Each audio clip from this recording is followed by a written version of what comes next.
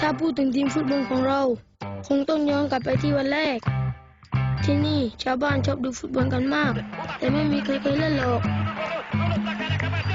ก็อย่างที่เห็นเรากินนอนอยู่บนน้ำมาแต่ไหนแต่ไรแล้วเพราะที่นี่ไม่มีพื้นดินสักนิด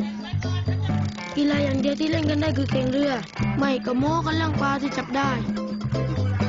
วันนั้นแหละความคิดเล็กๆก็เกิดขึ้นพวกเราคิดตั้งทีมฟุตบอลขึ้นมาแต่ชาวบ้านก็คิดว่าพวกเราบ้า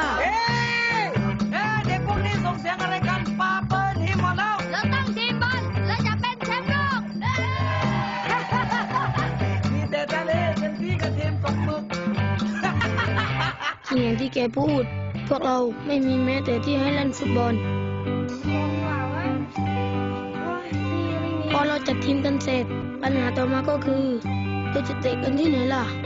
ที่นี่มีแต่ทางเดินแคบๆแล้วเราก็มีความคิดว่าเราต้องสร้างพื้นที่ของเราเองเรารวบรวมเศษไม้เก่าๆ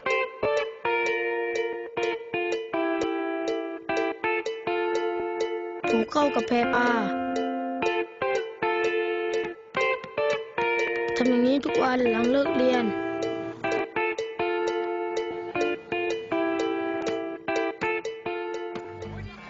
แล้วเราก็สร้างสนามของเราขึ้นมา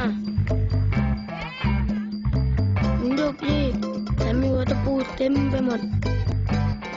บนตกน้ำบ่อยมากเลยพวกเราด้วยแต่เราก็เรียนรู้ในการเล่นบนสนามแบบนี้ก็นี่แหละสนามของเราสนามนี้อาจจะเป็นแชมป์โลก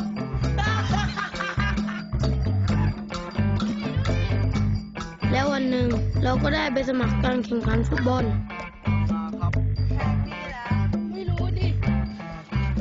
แล้วเราจะสู้กับเขาไหวเหรอ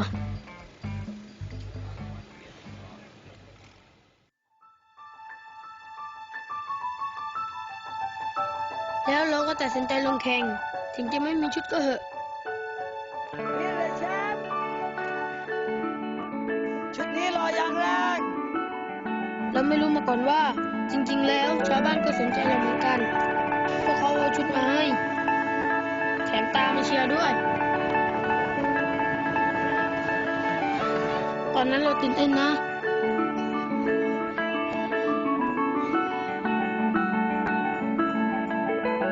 แต่พอเอาเข้าจริงเราทำได้ดีกว่าที่คาดไว้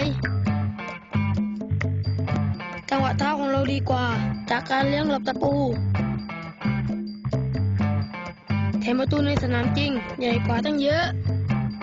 แล้วเราก็เข้าถึงรอบ4 ทีมสุดท้าย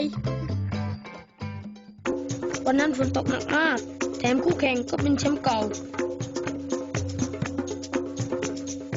รองเท้าของเราเต็มไปด้วยน้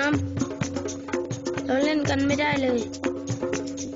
หมดครึ่งแรกเราโดนนำไป2 ลูกเราสู้ไม่ได้จริงๆเราไม่รู้จะทำยังไงหลังจากครึ่งแรกที่เราสู้ไม่ได้เราต้องทำอะไรบางอย่างเราต้องกลับไปเล่นฟุตบอลแบบของเราด้วยการถอดรองเท้ามันเป็นฟุตบอลแบบที่เราถนัดจริงๆคู่แข่งสู้เราไม่ได้เราเล่นดีขึ้นทำได้ดีขึ้น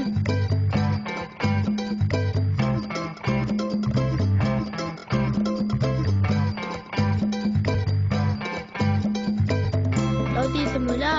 เราคิดว่าเราจะชนะแต่เพราะลูกนั้นในนาทีสุดท้ายนั่นแหละเราไม่เสียใจหรอกดีใจซะอีกที่มาได้ไกลขนาดนี้แถมชาวบ้านทุกคนก็ภูมิใจด้วยหลังจากนั้นความคิดของคนทั้งเกาะก็เปลี่ยนไปวันนี้เรามีสนามใหม่ที่ไม่มีตะปูแล้วแต่เราก็ยังไม่ได้เล่นบนสนามหญ้าอยู่ดี